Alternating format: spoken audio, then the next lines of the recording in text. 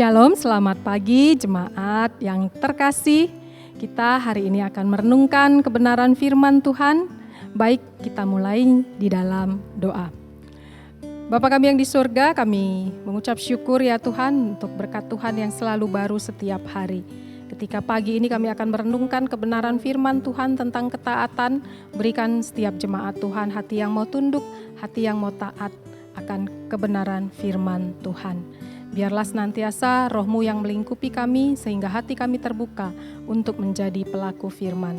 Di dalam nama Tuhan Yesus kami berdoa, kami mengucap syukur. Amin. Ya, jemaat yang terkasih, pagi ini saya memberikan tema dari renungan kita yaitu ketaatan. Saya akan membacakan kebenaran firman Tuhan dari Kejadian pasal yang kedua ayat 16 sampai 17, demikian bunyinya.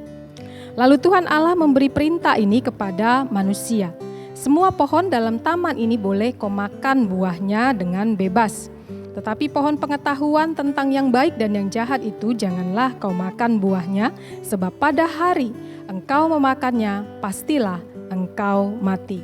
Ya. Jemaat yang terkasih, ada seorang gembala yang baru saja mengajarkan kebenaran firman Tuhan ini di suatu kelas sekolah minggu unit SD.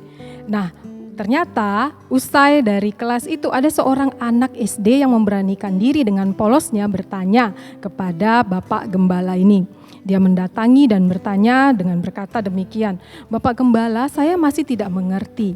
Kenapa Tuhan harus memberikan perintah di Taman Eden? Dan kenapa orang yang mencuri, kemudian orang yang berbohong, orang yang berdusta, atau pembunuh itu harus dihukum? Kalau Yesus itu adalah Tuhan yang Maha Pengasih dan Maha Pengampun, mengapa para pencuri, para penjahat itu harus dihukum?"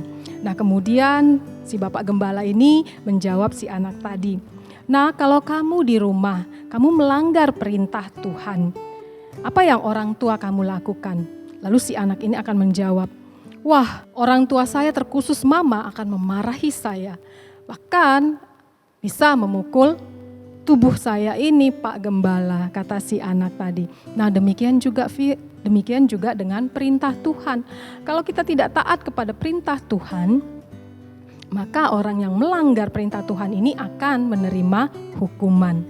Nah, kamu tahu tidak, kata si gembala ini, kalau Tuhan Yesus itu datang bukan untuk setiap orang. Karena apa? Karena tidak semua orang yang percaya kepada Tuhan Yesus. Ini berarti tidak setiap orang yang mau datang merendahkan diri di hadapan Yesus. Tidak setiap orang mau percaya kepada Yesus dan tidak setiap orang mau percaya dan bertobat kepada Yesus. Untuk itu, bagi setiap kita yang mau percaya, yang mau bertobat di hadapan Tuhan, Tuhan menghampiri kita.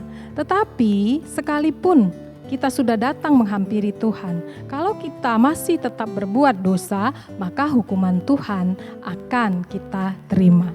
Nah, selanjutnya si anak ini akhirnya berkata kepada Bapak Gembala, "Oh, jadi begitu kasih Yesus itu. Sekalipun kita sudah menerima hidup yang kekal, tapi kalau kita berbuat dosa di dunia ini, pasti kita masih berada di dalam hukuman Tuhan selama kita hidup."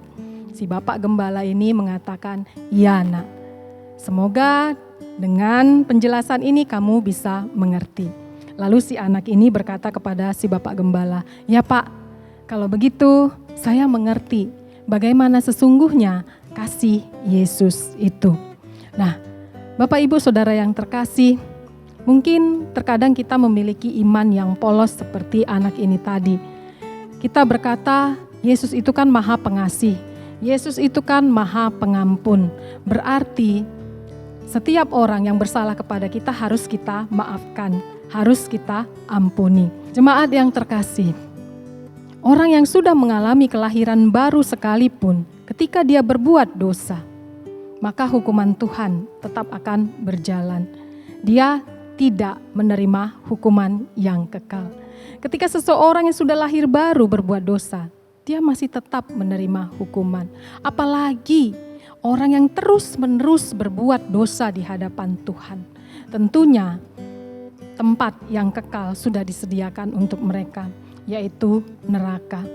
Untuk itu, jemaat yang terkasih, mari kita memiliki iman dengan pengertian yang benar, bahwasanya sekalipun Yesus mengasihi kita, tetapi kalau kita masih terus dibelenggu oleh dosa, keinginan daging kita masih berkuasa atas kita, kita tidak mau taat kepada perintah Tuhan, maka hukuman Tuhan tersedia untuk kita. Bagi jemaat yang sudah mengalami kelahiran yang baru di dalam Kristus, mari terus dibaharui dalam sikap dan perbuatan kita, supaya hari demi hari kita terhindar dari dosa, supaya hari demi hari hidup kita bisa menjadi teladan untuk orang-orang di sekitar kita. Untuk itu, mari kita meminta pertolongan Roh Kudus, supaya semakin hari kasih Kristus itu membaharui kita, mengubahkan kita untuk semakin hari kita hidup di dalam jalan kebenaran Tuhan. Taatlah kepada perintah Tuhan, karena itulah wujud hormat kita kepada Tuhan Sang Pencipta. Amin. Mari kita berdoa. Bapa di surga, kami mengucap syukur ya Tuhan kalau kami terus diingatkan tentang ketaatan kami kepada Tuhan. Karena itu adalah wujud dari hormat kami kepada Tuhan. Tuhan, dimanapun kami berada, di dalam keluarga, di dalam sekolah, di dalam gereja, di dalam organisasi apapun, tempat kerja, usaha kami ya Tuhan, kami mau menaati perintah Tuhan.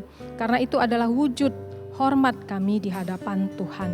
Mampukan setiap jemaat Tuhan untuk memiliki hati yang mau terus merendahkan diri di hadapan Tuhan, mengikuti apa yang Tuhan perintahkan, supaya kami menjadi orang yang taat, tunduk kepada perintah Tuhan.